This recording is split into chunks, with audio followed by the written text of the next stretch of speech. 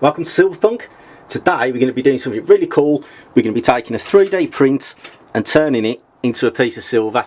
So we've got some modern technology, the 3D print, and we're going to be fusing it with some old-fashioned sand casting, where we just get some sand, we make a mould, and then we pour it with silver. Simple as that. So it's the old technology versus the new technology. So let's crack straight on. Now the first thing we've got to do is put some powder on the little owl, this little 3D print.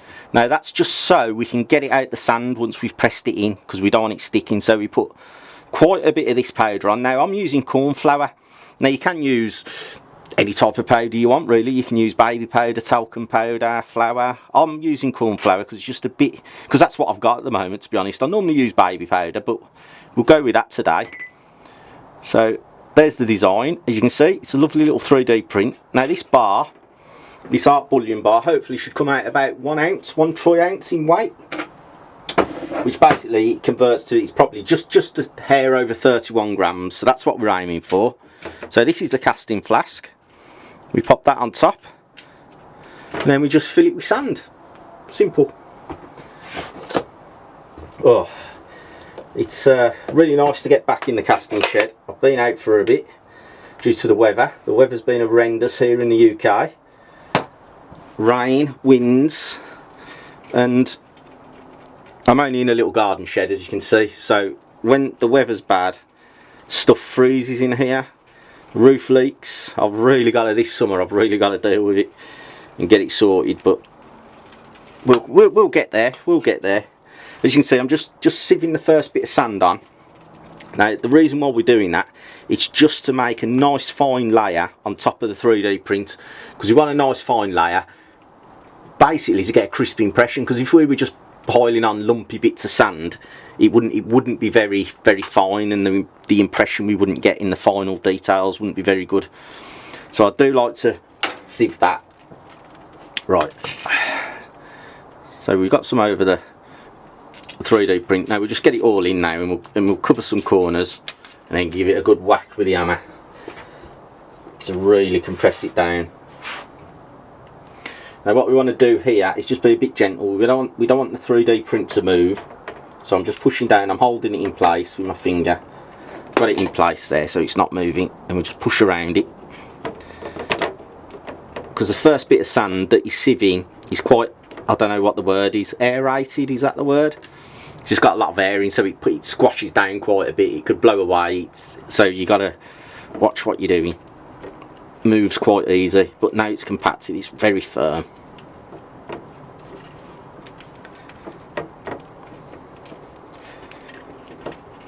There we go. Now I'm doing an owl design because I'm sure a couple of folks have asked in the comments, have just suggested it, and I am so sorry. I do reply to every single comment. I make sure I do, but unfortunately I can't remember which video it was that someone asked me to do an owl. Now I have had a couple of people ask, is it possible to do an owl or a barn owl? And my apologies, because I should have popped your name in the description, but I just can't find it. I am sorry. So if you are out there, drop us a comment on this video and say it was me, I asked for one. But it's a wonderful suggestion. I love owls. Really cool animals. The way their heads turn, and just the face, the symmetry of the face, the two piercing eyes, and the, is it the nose? I don't know. Is it a nose? Yeah, the nose in the middle. It's no, it's not a nose. It's a beak. Oh, so that's why I was getting confused. I was like, what's an owl's nose called? It's a beak, isn't it?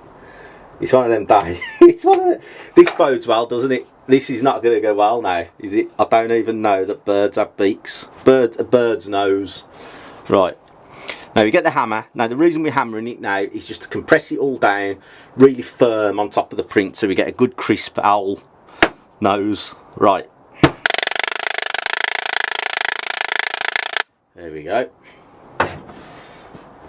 Hey. So yeah, hopefully this will give us a nice crisp impression of the owl. And it's what a wonderful subject. As I was just going, it takes me back to my childhood. I can remember going to Warwick Castle in my youth. Now Warwick Castle is just like a medieval? Yeah, medieval castle. And they used to put on a bit of a lunchtime, I'll call it a lunchtime show, I don't know whether they still do. and they had the guys with the big leather gloves catching all the eagles. I don't know if they're eagles, hawks, and they had an owl as well, and they managed to do it with an owl. Now that, I didn't think you could do that, but there was owls as well, and you could go up and pet them and have a look, and it's just just wonderful creature. And I'll be honest, I've only ever saw one in the wild. I don't know whether they're getting, I presume they're quite rare now, but I have actually seen one in the wild, and it was years ago. It was when I was on a fishing trip, and we stayed out, camped out overnight. It was like, I sat in the tree there, you could hear it, and there it was, an owl, and it was a wonderful sight, wonderful, majestic animal. So it's an absolute pleasure to make one in silver today. Right, so that's the last layer. We compound this down again, and then we scrape it off. Right, let's give it a scrape.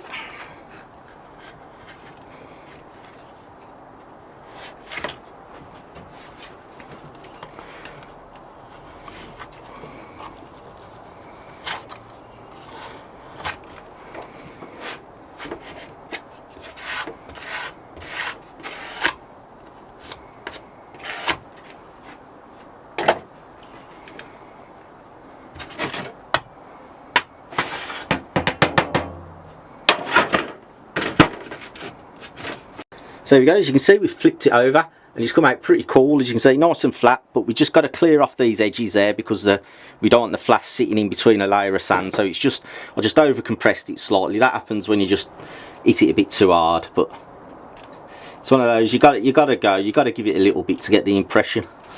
So let's just get rid of that excess, and now what we do, we give it a good dosing of the corn flour to make sure we can get it out. Now this little bar, it is tiny, it's very, very thin. I'm trying to produce some bars that are 1 ounce in weight, 1/3 ounce. Now to do that, I've had to go slightly over. I've worked it out to be 32.5 grams.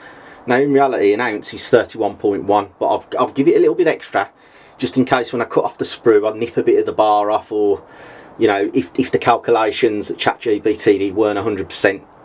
So I've given it a bit of tolerance, so hopefully that 1.4 grams, if my maths is right, extra should be enough for us to be able to do it.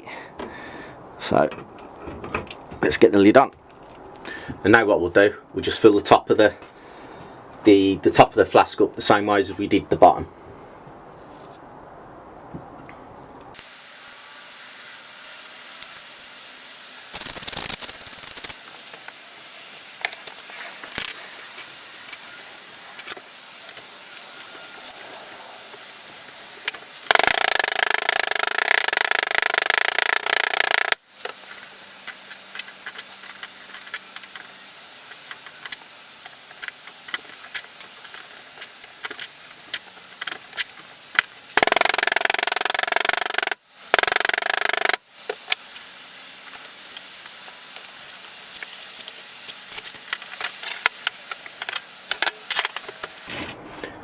So here we go, moment of truth.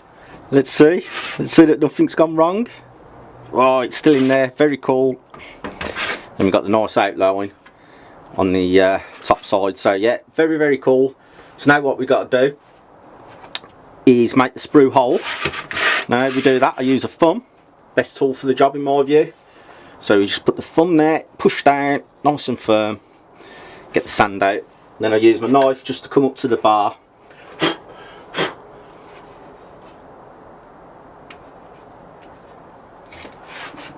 Just push away. Now, as I've mentioned before, these are very, very thin, so you must be careful doing this part. Very, very thin. Yeah, I think that'll do it.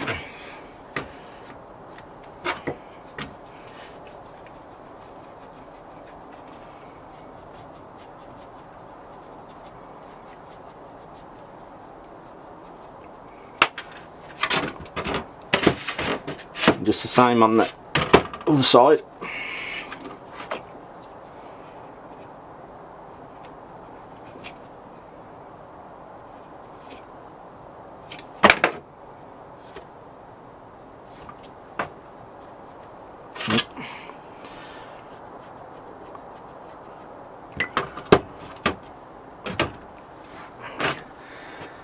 Now to get the 3D print out, let's see. if it works. Where's my tape?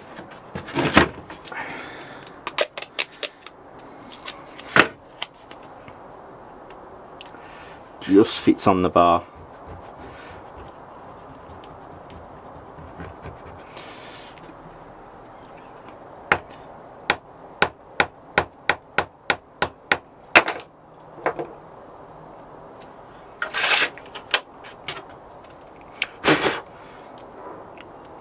Look at that, it's looking cool. Looking cool. We had a little bit of breakage on the sides, but I'm not going to mess with it because it's so thin. We're just going to go with it, and if there is any flashing, we just get the nippers. We'll just nip off any flashing. So now it's time to do the vent lines. Now vent lines are just lines coming out from the impression, just so the steam and gas can escape, and it just gives for a cleaner pour.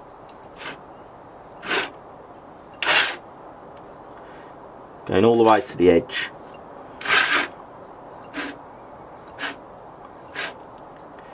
Now, is this necessary? I'll be totally honest, I've done it with or without, and there hasn't been a lot of difference.